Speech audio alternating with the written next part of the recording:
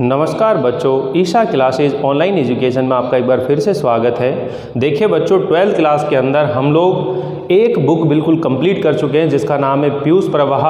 और हमारी जो फर्स्ट बुक है सृजन, उसके अंदर जो 9 चैप्टर हैं पद भाग के, वो कंप्लीट कर चुके हैं। और हम लोगों ने जो 10वां चैप्टर है भय, आचार्य रामचंद्र शुक्ल जी का एक विचारात्मक निबंध है, इस निबंध की भी हम लोग शुरुआत कर चुके हैं। तो देखिए बच्चों, बहुत ही जल्दी हमारा जो कोर्स है वो कंप्लीट होने वाला है। और अभी आने वाले कुछ ही समय के अंदर आपको ये भी मालूम लग जाएगा कि हमारा जो सिलेबस है वो कितना प्रतिशत कम होने वाला है। तो उसके बाद में मैं आप लोगों को आपके बोर्ड के हिसाब के जितने भी मोस्ट क्वेश्चन होंगे उनके लिए एक वीडियो सीरीज आप लोगों के लिए जरूर बनाऊंगा, क्योंकि हमारा कोर्स जो है लगभग कंप्लीट हो गया है। तो अब फटाफट हम लोग उस ओर चलने वाले हैं। तो देखिए बच्चों, मैं आप लोगों से ये कहना चाहता हूं कि एक तो वीडियो पूरा देखिएगा, बीच में स्किप ना करें, क्योंकि बीच में स्किप करते तो कई ऐसी बातें मैं बोलता हूं, कई ऐसे प्रश्न मैं बीच में बताता हूं जो आपसे छूट जाते हैं। तो आप पूरा वीडियो देखिए, ठीक है बच्चों। तो यहां जब हम देख रहे हैं ये भय नामक निबंध, ये जो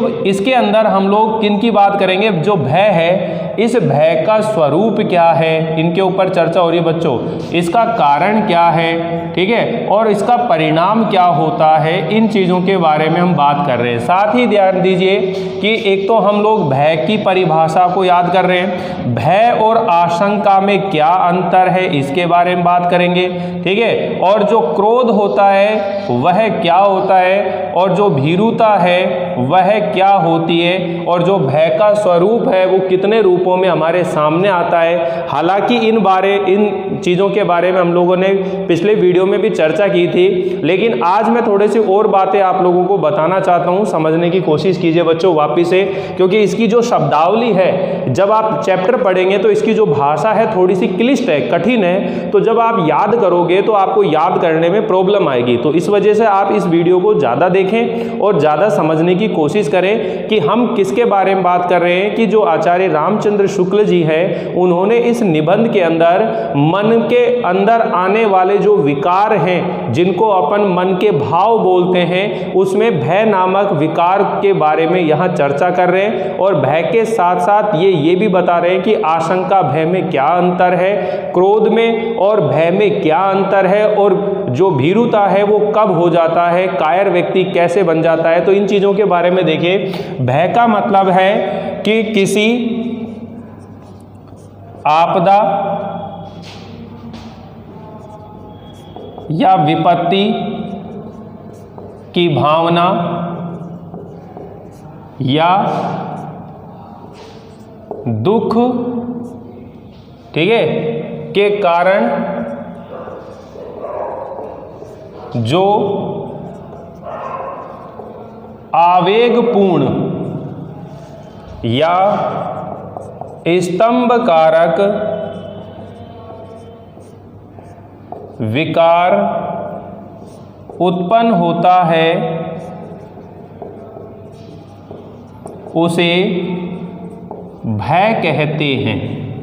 उसे क्या कहते हैं? भय कहते हैं। देखिए बच्चों, कल मैंने अलग तरीके से लिखी है, आज अलग तरीके से लिख दी। तो इसका मतलब ये है कि आप मूल मुद्दा समझिए कि हमारे जीवन के अंदर कोई ऐसा दुख का कारण या कोई ऐसी विपत्ति की भावना जिसके कारण हमें ये लगता है कि इस वजह से हमारी हानि होने वाली है या हमारा कोई नुकसान होने वाला है, तो उस बात को लेकर के जो मन में एक आवेगपूर्ण या जो एक स्तंभ कारक विकार उत्पन्न होता है, उसे हम क्या कहते हैं? भय कहते हैं। उसे हम क्या कहते हैं? भय कहते हैं। तो हम ये कह सकते हैं कि आने वाली, यानी कि आती हुई किसी विपदा, दुख की भावना के कारण जो एक आवेगपूर्ण या स्तंभ कारक विकार उत्पन्न होता है, उसे हम क्या कहते हैं? भय कहते हैं। क्या कहते हैं उसको?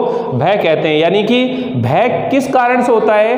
कि ऐसा अनजान दुख, ऐसी अनजान विपत्ति जिसका कारण हमें मालूम नहीं है और वो हमारे साथ होने वाली है, उस अनजान विपत्ति या दुख की भावना के कारण आपके मन में जो विकार उत्पन्न होगा वो क्या होगा? भय उत्पन्न होता है। समझ में आ गया ना? इसको और सरल बना दिया, यानी कि हमारे मन में किसी चीज को लेकर के डर कब लगता है, हमें भय कब उत्पन्न होता है हमारे मन में, कि हमारे साथ में अब कोई अनिष्ट होने वाला है और जिसके बारे में हमें मालूम नहीं है, जिसकी निश्चितता के बारे में हमें मालूम नहीं है, ठीक है ना, और अब हमारे साथ कोई अनिष्ट होने वाला है और उस दुख या विपत्ति की भावना के कारण जो आवेगपूर्ण या स्तंभ कारक विकार उत्पन्न होता है उसको हम क्या कहते हैं, भय कहते हैं। तो ये आपको बहुत अच्छे समझ में आ गई होगी। किसी आती हुई आपदा, विपत्ति या दुख की भावना के कारण जो आवेगपूर्ण या स्तंभ कारक विकार उत्पन्न होता है उसे हम क्या कहते हैं, भय कहते हैं। इसे बार बार इसलिए बोल रहा हूं बच्चों ताकि आप लोगों को ये परिभाषा याद हो जाए, क्योंकि आपसे पूछा जाएगा कि भय किसे कहते हैं, भय की परिभाषा क्या है, तो ये आपको याद होना चाहिए। वीडियो को बिल्कुल भी स्किप ना करें, आप लोग पूरा वीडियो ध्यान से सुनिए। देखिए अभी बहुत सी चीजें मैं आपको बताने वाला हूं। फिर हम कह रहे हैं कि आशंका, यानी भय का पूर्ण निश्चय न होने पर, भय का पूर्ण निश्चय न होने पर, या यूं कह सकते हैं कि आपदा, विपत्ति या दुख की भावना का पूर्ण निश्चय न होने पर जो एक आवेग शून्य विकार उत्पन्न होता है या आवेग शून्य भय उत्पन्न होता है उसे हम क्या कहते हैं, आशंका कहते हैं। क्या कहते हैं उन्हें, आशंका कहते हैं। यानी कि दुख या आपत्ति का पूर्ण निश्चय न रहने पर, यहां लिख देते हैं कि दुख या विपत्ति का पूर्ण निश्चय न होने पर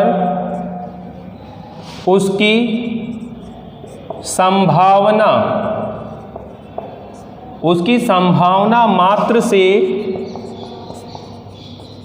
जो आवेग शून्य भय उत्पन्न होता है उसे आशंका कहते हैं, उसे आशंका कहते हैं। अब देखिए ध्यान से कि दुख या विपत्ति का पूर्ण निश्चय न होने पर उसकी संभावना मात्र से जो आवेगपूर्ण भय उत्पन्न होता है उसे हम क्या कहते हैं, भय कहते हैं। और आशंका में भय की तरह व्याकुलता या बेचैनी नहीं होती है। मान लीजिए कोई पैदल यात्री जंगल के रास्ते से जा रहा है और उसे हर समय यह आशंका रहती है कि यहाँ कोई चीता हो सकता है, किंतु फिर भी वह लगातार चलता रहता है। उसके मन में उस समय जो भय आता है वो क्षणिक समय के लिए, कुछ समय के लिए आता है और वही क्या कहलाती है, आशंका कहलाती है। यानी कि दुख या विपत्ति का पूर्ण निश्चय न होने पर उसकी संभावना मात्र से जो आवेगपूर्ण भय उत्पन्न होता है उसे हम क्या कहते हैं, आशंका कहते हैं। और अगर दुख या विपत्ति का जब पूर्ण निश्चय हो जाएगा कि हमारे साथ कोई दुख होने वाला है, हमारे साथ कोई विपत्ति आने वाली है, उसका जब पूर्ण निश्चय हो जाएगा तो वहां पर क्या उत्पन्न होता है बच्चों, भय उत्पन्न होता है। क्या उत्पन्न होता है उस समय, भय उत्पन्न होता है। तो दुख या विपत्ति का पूर्ण निश्चय होने पर जो आवेगपूर्ण या स्तंभ कारक विकार उत्पन्न होता है उसे हम क्या कहते हैं, भय कहते हैं। आप इसी परिभाषा को यहां पर भी फिट कर सकते हैं कि दुख या विपत्ति का पूर्ण निश्चय होने पर, बस न हटाना है, पूर्ण निश्चय होने पर, और पूर्ण निश्चय होने पर जो आवेगपूर्ण, अब आपको यहां ये शब्द लाना है, जो आवेगपूर्ण या स्तंभ कारक विकार उत्पन्न होता है उसे हम क्या कहते हैं, भय कहते हैं। लेकिन दुख या विपत्ति का पूर्ण निश्चय न होने पर उसकी संभावना मात्र से जो आवेग शून्य भय उत्पन्न होता है उसे हम क्या कहते हैं, आशंका कहते हैं। यानी भय और आशंका में अंतर क्या है, उदाहरण सहित समझाइए। इस तरह का अगर बड़ा क्वेश्चन आ जाता है तो फिर हम लोग कैसे करेंगे, इसीलिए मैं आप लोगों को ये चीजें जो है समझाने की कोशिश कर रहा हूं बच्चों। जब आपको बड़े रूप में ये क्वेश्चन मिले कि भय और आशंका में क्या अंतर है, उदाहरण सहित समझाइए, तो आप बड़े ही आसानी से कह सकते हैं कि दुख या विपत्ति का पूर्ण निश्चय होने पर जो आवेगपूर्ण या स्तंभ कारक विकार उत्पन्न होता है उसे भय कहते हैं, जबकि दुख या विपत्ति का पूर्ण निश्चय न होने पर उसकी संभावना मात्र से जो आवेग शून्य भय उत्पन्न होता है उसे आशंका कहते हैं। आशंका के अंदर भय की तरह व्याकुलता अशुद्धता या बेचैनी नहीं होती है, जबकि जब भय होता है तो उसमें व्याकुलता होती है, बेचैनी होती है। ठीक है, और यहाँ आप ये कह सकते हैं कि एक जंगल के रास्ते से पैदल यात्री वहाँ से गुजर रहा है, निकल रहा है, और हर समय उसके मन में ये आशंका, संभावना बनी रहती है कि यहाँ कोई चीता हो सकता है, किंतु फिर भी वह लगातार उसमें चलता रहता है। अगर उसे ये पूर्ण निश्चय हो जाएगा कि यहाँ जंगल में क्या है, चीता है, तो फिर उसके उस यात्रा के अंदर क्या नहीं होगी, गति नहीं होगी, वो स्थिर हो जाएगा, शिथिल हो जाएगा। वही स्तंभ कारक जो स्थिति होती है उसे ही हम क्या कहते हैं, भय कहते हैं। उसे ही हम क्या कहते हैं बच्चों, भय कहते हैं। अब देखिए जो क्रोध है, अब क्रोध के बारे में हम बात कर रहे हैं कि भाई भय और आशंका तो आप लोगों ने जान लिया, फिर हम लोग बात कर रहे हैं कि भाई क्रोध क्या है, क्रोध का मतलब क्या है। तो देखिए क्रोध जो है दुख के कारण को मिटाने के लिए आकुल रहता है। जो क्रोध है वो दुख के कारण को मिटाने के लिए आकुल रहता है, किंतु भय है वो दुख के कारणों से बचने का प्रयास करता है। भय का प्रभाव कई दिनों तक रह सकता है, किंतु प्राय भय का असर जो होता है वो दुख या आपदा के संचार काल तक ही रहता है। लेकिन क्रोध जो होता है वो कभी कभी आजीवन वैर विरोध के रूप में भी टिका रह जाता है। तो हम बात कर रहे हैं कि भाई भय का मतलब क्या है। तो अगर हमें ये मालूम हो कि जो दुख है, ये दुख या विपत्ति के स्वरूप का ज्ञान होने पर जो विकार उत्पन्न होता है, ध्यान दे देना कि दुख या विपत्ति के स्वरूप का ज्ञान होने पर जो विकार उत्पन्न होता है, जो विकार उत्पन्न होता है उसे क्रोध कहते हैं। उसे क्या कहते हैं बच्चों, क्रोध कहते हैं। अभी एक चीज़ और बताने वाला हूं मैं आप लोगों को। यहाँ अपन बात कर रहे हैं कि भाई दुख या विपत्ति का स्वरूप क्या है, यानी कि दुख और जो विपत्ति मिल रही है उसका स्वरूप कैसा है। अगर इस चीज़ का ज्ञान हो जाए, हमें पता लग जाए, तो उसके कारण से जो विकार उत्पन्न होता है तो उसे हम क्या कहते हैं, क्रोध कहते हैं। तो देखिए क्रोध और भय के अंदर अंतर क्या है, इसको एक उदाहरण से समझिएगा। उदाहरण क्या है, मान लीजिए एक ज्योतिषी है, एक ज्योतिष आचार्य हैं, और वो किसी व्यक्ति से कहते हैं कि फला दिन तुम्हारे हाथ पांव टूट जाएंगे। तो इस वजह से, क्योंकि अब देखिए ज्योतिषी ने बताया कि घोर संकट का समय चल रहा है और तुम्हारा समय जो है खराब है, तुम्हारे हाथ पैर टूट जाएंगे। तो इस बात को लेकर के वो जो व्यक्ति है वो क्या रहेगा, भयभीत होगा। क्यों? क्योंकि जिस कारण से उसके हाथ पैर टूटने वाले हैं उसे वो कारण नहीं पता, उसे वो कारण नहीं पता। मतलब उसके साथ में जो अनिष्ट होने वाला है, जो नुकसान होने वाला है, उसके स्वरूप का उसे ज्ञान नहीं है कि वो कितना बड़ा होगा, कैसे होगा, कौन करेगा। अनजान है वो उन चीजों से, इस वजह से उसे क्या उत्पन्न होगा, भय उत्पन्न होगा। लेकिन अगर वही ज्योतिष आचार्य उसी एक हष्टपुष्ट व्यक्ति से, हट्टे कट्टे व्यक्ति से ये कहे कि फला आदमी आएगा और तुम्हारे हाथ पैर तोड़ जाएगा, तो वो तुरंत ही अपनी त्योरियां बदल लेता है। अच्छा आने दे, देख लूंगा कौन है।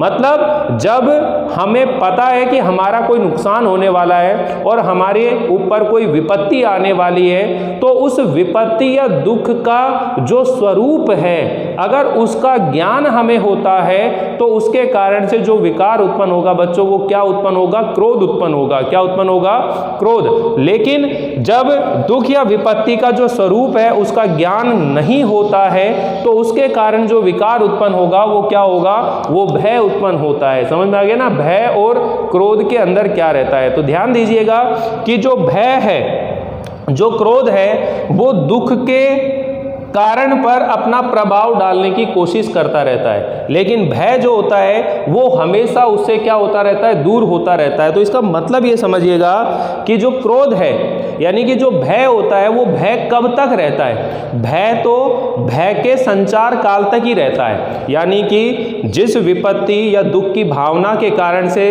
व्यक्ति भयभीत होता है, उस भयभीत होने का जो संचार काल होता है, जो समय होता है, तभी तक भय रहता है। जैसे ही वो दुख या विपत्ति का जो भावना की जो कारण है वो जैसे ही पता लगता है, वो भय क्या हो जाता है, समाप्त हो जाता है। लेकिन जो क्रोध होता है वो कई बार वैर भावना के रूप में लंबे समय तक क्या हो जाता है, टिक जाता है। समझ में आया ना। क्रोध जो है, हमें किसी बात को लेकर या किसी व्यक्ति के ऊपर जब क्रोध आता है तो वो क्रोध जो है उसी समय शांत नहीं होता है, बल्कि शत्रुता के रूप में, दुश्मनी के रूप में वो वैर भावना एक लंबे समय तक हमारे हृदय के अंदर क्या हो जाती है, टिक जाती है, रह जाती है। तो कहने का मतलब है भय जो है वो केवल अपने संचार काल तक ही रहता है। अब यहाँ पर आपसे पूछा जाएगा कि भाई सभ्य लोग और असभ्य लोगों में भय में क्या अंतर, मतलब जो सभ्य लोग होते हैं उनमें भय कम समय के लिए होता है, ठीक है, लेकिन जो असभ्य लोग होते हैं, असभ्य जातियां होती हैं, अशिक्षित लोग होते हैं, उनके अंदर भय जो होता है वो लंबे समय तक रहता है। क्यों रहता है? क्योंकि उनके जान पहचान का जो दायरा है, उनका जो सामाजिक स्तर है वो बहुत कम होता है। वो अपने आसपास रहने वाले कुछ ही लोगों से क्या होते हैं, परिचित होते हैं। यही कारण है कि असभ्य और जंगली लोगों के अंदर भय का जो संचार होता है वो अधिक समय के लिए होता है, लेकिन जो सभ्य लोग होते हैं, जो शिक्षित लोग होते हैं, उनके अंदर भय कम समय के लिए होता है। क्यों? क्योंकि उनका जान पहचान का जो दायरा होता है वो बहुत बड़ा होता है, बहुत सारे लोगों से क्या होते हैं, वो परिचित होते हैं, और उन्हें जब किसी बात को लेकर भय होता है तो उस भय का बचाव क्या है, उस बचाव को वो कर लेते हैं, ठीक है। तो जो निडर लोग होते हैं, जो साहसी लोग होते हैं, पहली बात तो वो किसी से डरते नहीं है, घबराते नहीं है, और अगर उन्हें किसी चीज से डर लगता है, भय लगता है, तो उससे बचने का क्या कर लेते हैं, वो उपाय कर लेते हैं, अपने साहस से उसका क्या कर लेते हैं, मुकाबला कर लेते हैं। समझ में है ना। तो यहां पर देखिए दो चीजों की बात चल रही है कि जंगली और जो असभ्य लोग हैं उनके भय में और सभ्य और शिक्षित लोगों के भय में क्या अंतर है। तो ये अंतर मैंने अभी बताया है, एक बार फिर से वापस से चर्चा करेंगे। फिर हम लोग बात करेंगे कि भाई जो भय है वो जब स्वभावगत हो जाता है, भीरुता की बात कर रहे हैं बच्चों, किसकी? भीरुता मतलब कायरता, यानी जब भय स्वभावगत हो जाता है तो उसे भीरुता कहते हैं। भय जब स्वभावगत हो जाता है तो उसे भीरुता कहते हैं। और जो भीरुता है, कायरता है, वो स्त्रियों की भीरुता की प्रशंसा की जाती है, लेकिन पुरुषों की भीरुता की प्रशंसा नहीं की जाती। पुरुषों में अगर ये गुण हो तो वह निंदनीय माना जाता है, उसकी निंदा करी जाती है। अगर पुरुष वर्ग जो है कायरता दिखाए या वो रोए या घर में हाथ पर हाथ धरकर बैठ जाए तो ये एक पुरुष को शोभा नहीं देता। पुरुष में किस भीरुता की प्रशंसा होती है? धर्म भीरुता की प्रशंसा होती है। यानी कि वे लोग जो किसी भी गलत काम को इसलिए नहीं करते क्योंकि वो धर्म से भयभीत होते हैं, बल्कि इसलिए नहीं करते क्योंकि उनका ऐसा मानना है कि ऐसा करना उचित नहीं है। तो वो लोग कहीं ज़्यादा श्रेष्ठ होते हैं, अर्थात जो सदाचार, श्रेष्ठ गुणों को अपनाकर और अपने जीवन को व्यतीत करते हैं, ऐसे धर्म भीरु लोग जो है वो लेखक को क्या लगते हैं? अच्छे लगते हैं। ऐसा इसमें वाक्य आएगा। तो क्वेश्चन ये भी आएगा कि पुरुषों में किस भीरुता की प्रशंसा होती है? तो पुरुषों के अंदर जो धर्म भीरुता है, धर्म भीरुता की क्या होती है? प्रशंसा होती है। फिर क्वेश्चन आएगा कि भाई ऐसे कौन से लोग हैं, यानी कि भय की जो अधिकता है, भय की अधिकता किन में पाई जाती है? तो देखिए भय की जो अधिकता है, असभ्य और जंगली लोगों के अंदर भय की अधिकता पाई जाती है। जंगली जो पशु होते हैं, पशुओं के अंदर भी भय की अधिकता पाई जाती है। जितने भी प्राणी हैं इस संसार के अंदर, यानी कि जितने भी आप जीव जंतु देखते हो, सब भयभीत होते हैं, सब डरते हैं। क्यों? क्योंकि वो सभी चीज़ों से अनजान होते हैं। इसीलिए मनुष्य जो है सबसे श्रेष्ठ बन गया। क्यों बन गया मनुष्य श्रेष्ठ? क्योंकि उसके अंदर ज्ञान का, ठीक है, बाहुबल का, हृदय बल का क्या हो गया है? विकास हो गया है। इसलिए वो सभी प्राणियों में क्या बन जाता है? श्रेष्ठ बन जाता है। तो अपन बात कर रहे हैं कि भय की अधिकता किन में होती है, तो भय की अधिकता असभ्य और जंगली लोगों में होती है। ठीक है, बालक जो होता है, बच्चे जो होते हैं, उनके अंदर भी भय अधिक होता है। यही कारण है कि वो अनजान लोगों को देख करके भयभीत हो जाते हैं, डर जाते हैं। ठीक, तो इस तरह से भय की अधिकता के बारे में हम लोग बात करेंगे।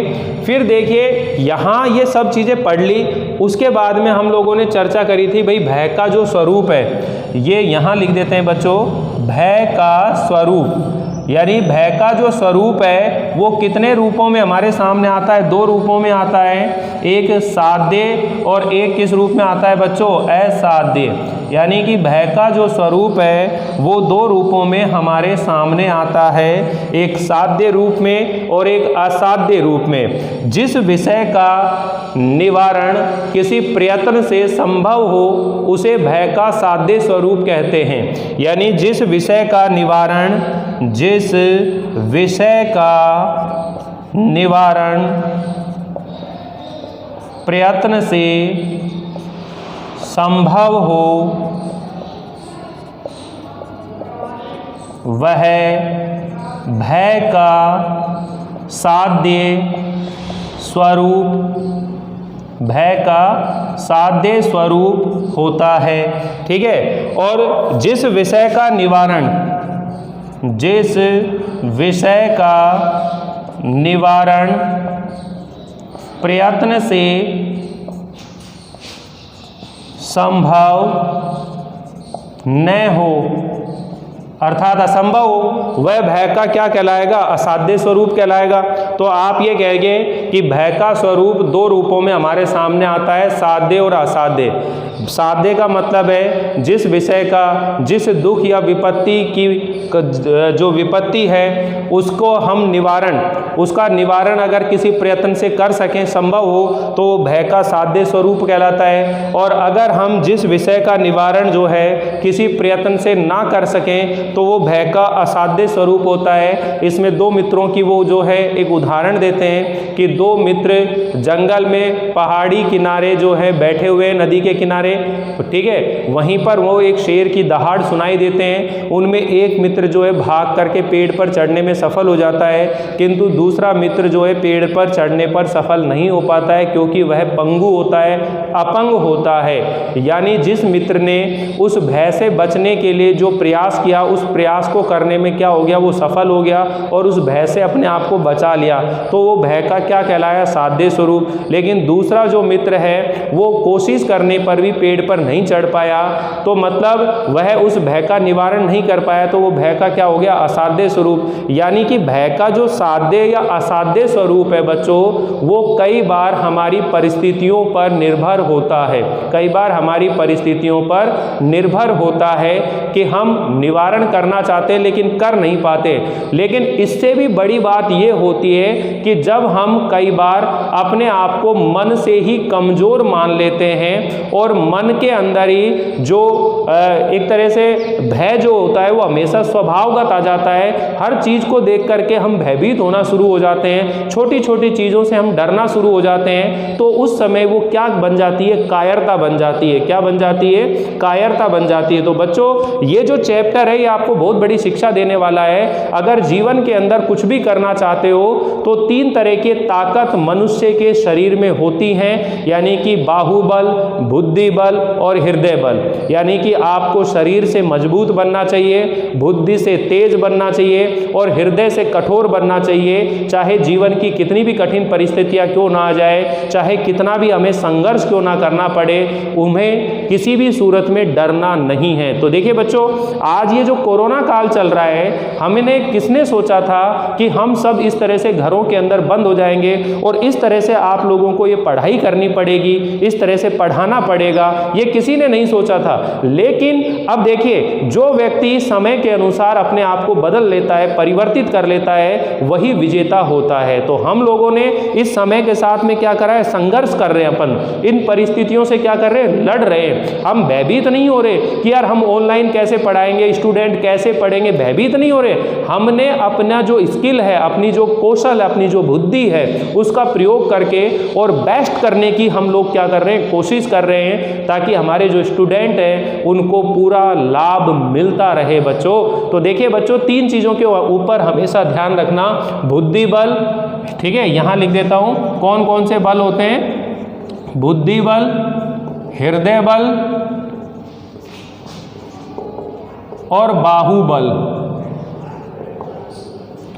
इन 3 बलों को आप लोग हमेशा सुदृढ़ करते रहें, पहनाते रहें। अभी और देखिए बच्चों, यहाँ तक आप लोगों ने नोट कर लिया होगा। अब हम जो बात करने वाले हैं आप लोगों से, वो क्या चीज़ है कि भय को आप कैसे दूर कर सकते हैं। तो भय कैसे हट सकता है, जब आप बुद्धि से बलवान हो, बुद्धि से मजबूत हो, आप शरीर से मजबूत हो, ठीक है, हृदय के अंदर बल है, कहते हैं ना जिगर वाला ही कर सकता है इस काम को, तो जिगर होना चाहिए। अब देखिए इसमें एक उदाहरण आता है कि कई बार नए जो व्यापारी होते हैं वो नया व्यापार करने में अपना हाथ नहीं डालते, उन्हें भय लगता है। तो बताइए भय लगने का कारण क्या है। भाई कोई भी, आज अपन जितने भी लोग हैं, कितने सारे लोग हैं जिनके काम, व्यवसाय, धंधे सब समाप्त हो गए। अब अपन सोच रहे हैं नया काम मैं कर लूं, चलिए नया काम हम कर लेते हैं। लेकिन नया काम करने से पहले व्यापारी डरता है। क्यों डरता है, उसके डर का कारण क्या है बच्चों, समझ में आए। तो उसके डर का कारण है कि सबसे पहले तो जो अर्थ हानि है, पैसे का जो नुकसान होगा, उसको सहन करने में वो सक्षम नहीं है। कि जो धन का नुकसान होगा, जो वो व्यवसाय खोलना चाहता है, जो व्यापार करना चाहता है, उसमें इन्वेस्ट भी तो करना पड़ेगा, उसमें पैसे भी तो लगाने पड़ेंगे।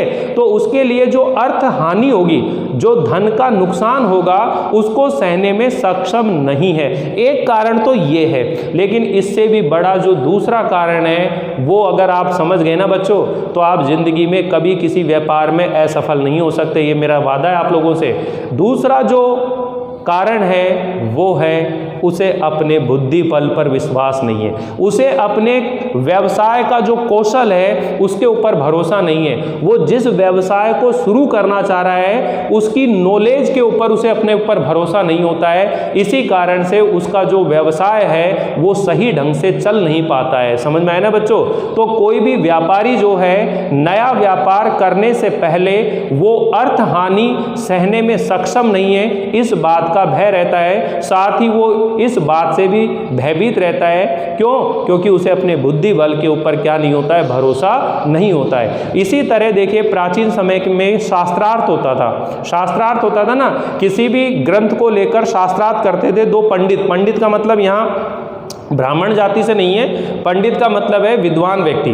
ठीक है, 2 शब्द होते हैं बच्चों, पंडित और पंडित, 2 शब्द होते हैं। तो जो पंडित शब्द होता है उसका अर्थ होता है विद्वान व्यक्ति, ठीक है, ज्ञाता व्यक्ति। और जो पंडित शब्द है, पंडित शब्द का अर्थ होता है मूर्ख व्यक्ति, ठीक है, यानी कि मूर्ख। तो पंडित और पंडित 2 शब्द होते हैं। तो जैसे पहले पंडित लोग, पंडित का मतलब जो ज्ञाता होते थे, विद्वान लोग होते थे, उन्हें बोला जाता था पंडित, जिनको वेदों का, पुराणों का, शास्त्रों का ज्ञान होता था। ठीक है, तो वो पंडित होते थे। पंडित का मतलब ब्राह्मण नहीं है, पंडित का मतलब है बच्चों विद्वान व्यक्ति। क्यों बता रहा हूं ये चीज? क्योंकि पहले जब शास्त्रार्थ होता था तो 2 विद्वान व्यक्ति किसी विषय को लेकर डिबेट करते थे। ठीक है, तो कोई भी जो पंडित है, कोई भी जो विद्वान व्यक्ति है, वो शास्त्रार्थ करने से बचता है, वो किसी दूसरे विद्वान व्यक्ति से शास्त्रार्थ करने से बचता है। जैसे अब तो टीवी फिल्म वगैरह आप लोग देखते थे, पहले मनोरंजन के यही साधन होते थे, बड़ी बड़ी सभाएं होती थी, वहां पर 2 विद्वान जो है किसी विषय को लेकर के डिबेट करते थे।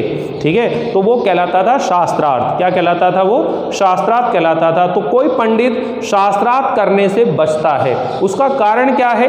उसका कारण क्या है कि इतने सारे लोगों के अंदर उसका अपमान होगा, वो अपमान सहने के लिए तैयार नहीं है, इसलिए वो शास्त्रार्थ करने से बचता है। और दूसरा कारण क्या है उसको भी?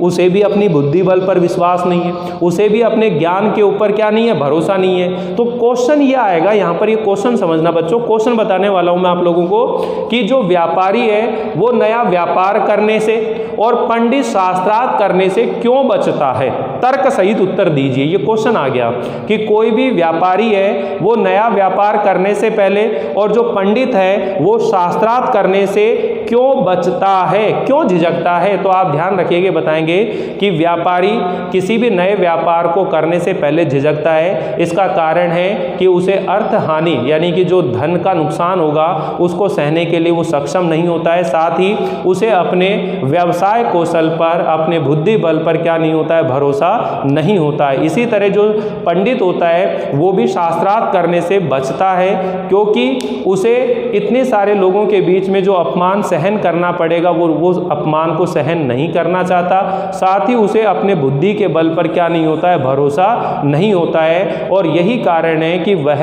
शास्त्रार्थ करने से बचता है। ठीक है बच्चों, तो इसी के अलावा जो अगला क्वेश्चन हम बात करेंगे भाई कि जो जंगली और असभ्य लोग होते हैं उनके भय में और सभ्य और जो शिक्षित लोग होते हैं उनके भय में क्या अंतर है, तो ये क्वेश्चन पे भी चर्चा कर चुके हैं अपन। फिर एक जो क्वेश्चन आने वाला है कि वर्तमान समय में, यानी आपसे कहें कि पहले का जो भय था वो आज के समय में भय नहीं है, तो फिर आज के समय में भय क्या है और पहले के समय में भय क्या था?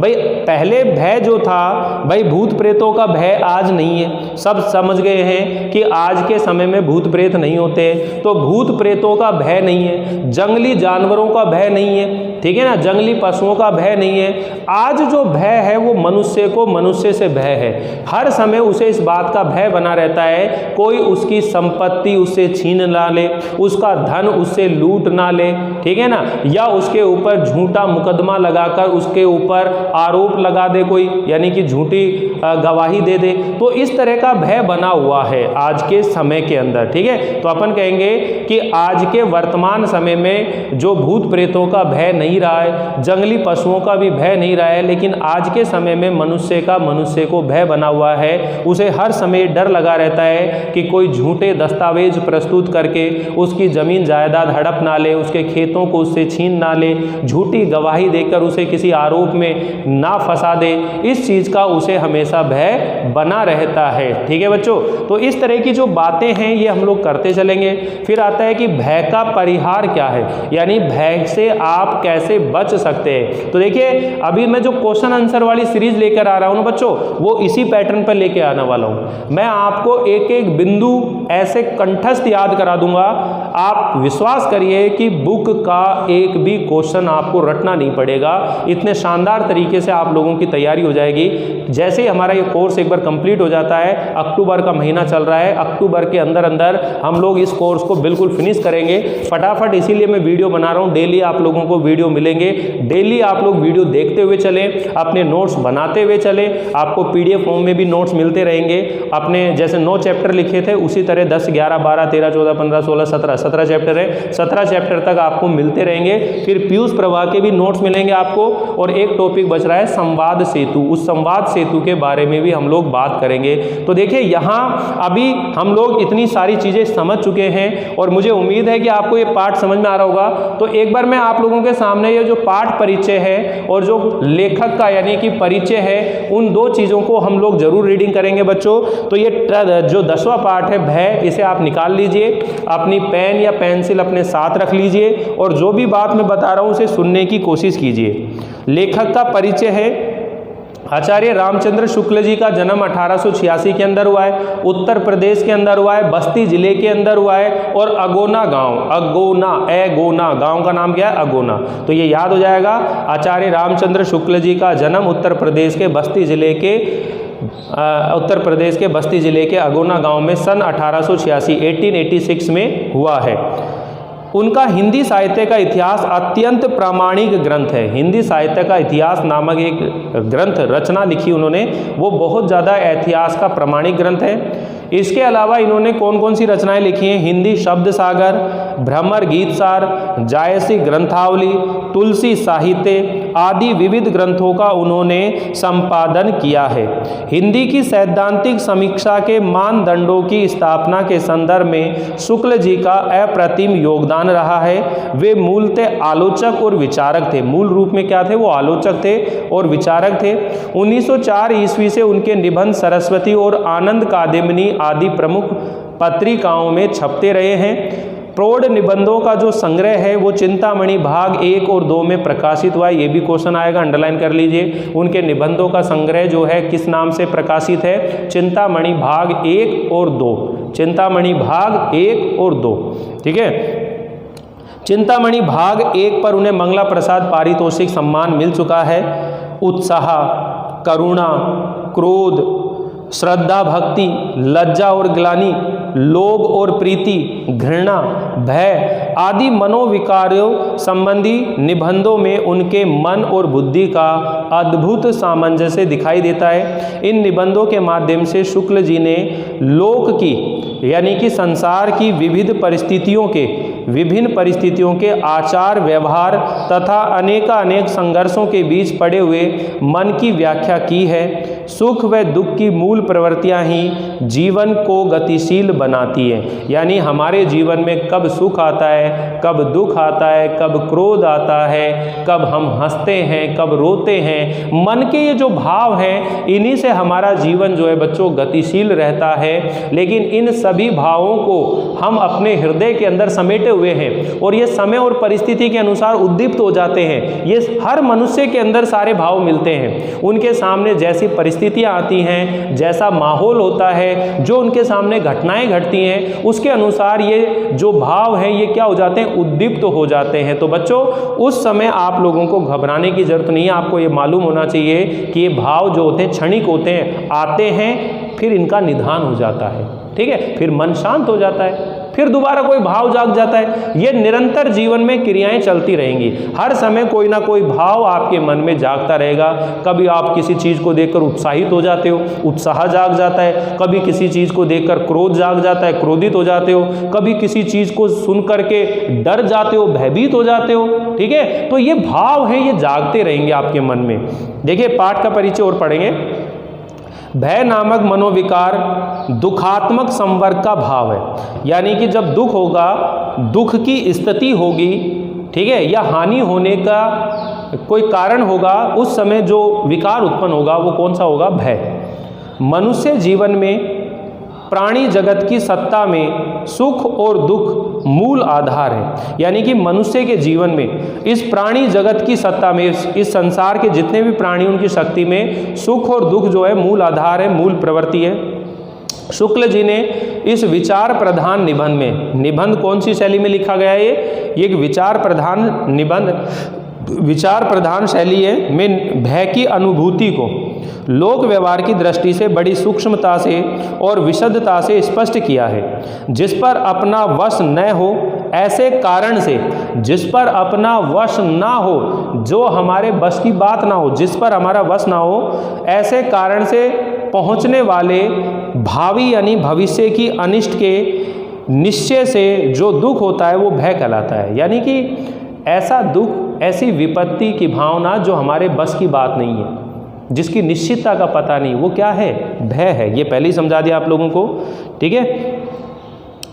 छोटे बालकों को जिसमें यह निश्चयात्मिकता बुद्धि नहीं होती है, भय कुछ भी नहीं होता। जो छोटे बच्चे होते हैं वो जानते नहीं सुख दुख क्या है, तो उनके अंदर भय नहीं होता है। किसी भी चीज़ को, सांप हो तो सांप को पकड़ लेंगे, शेर छोड़ दो शेर से खेलने लग जाएंगे, उन्हें मालूम ही नहीं है क्या चीज़ है भय, ठीक है। तो छोटे बच्चे जो होते हैं उनके अंदर भय, क्योंकि उनके अंदर बुद्धि नहीं होती इसलिए भय के बारे में नहीं पता। लेकिन जब हमारी इंद्रियां दूर से आने वाले क्लेश यानी कि दुख कारणी बातों का पता देने लगती हैं, तब हमारा अंतःकरण भावी आपदा का निश्चय कराने लगता है।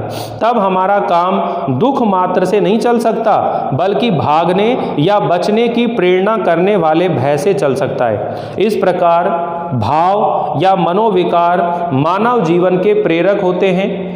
इनसे लोक कल्याण के व्यापक उद्देश्य की सिद्धि भी होती है। शुक्ल जी ने निबंध में भाव की केवल मनोवैज्ञानिक प्रामाणिकता ही सिद्ध नहीं करी है, वरन लोक व्यवहार और साहित्यिक अभिव्यक्ति के मध्य संगति भी स्थापित की है। कार्य क्षेत्र के चक्रव्यूह में जैसे सुखी होना प्रयत्न साध्य है, वैसे ही निर्भय रहना भी है। इस आवश्यकता से हम बच नहीं सकते। यानी हमें जीवन में जैसे सुखी रहना जरूरी है, उसी तरह निडर रहना रहना भी आवश्यक है। तो बच्चों इस निबंध के बारे में बहुत सारी चीज़ें हम लोग जान चुके हैं, समझ चुके हैं। अब हम इसमें पढ़ेंगे, रीडिंग करेंगे और इसके जो भी क्वेश्चन आंसर है उनके बारे में चर्चा करेंगे। तो आप जुड़े रहिए।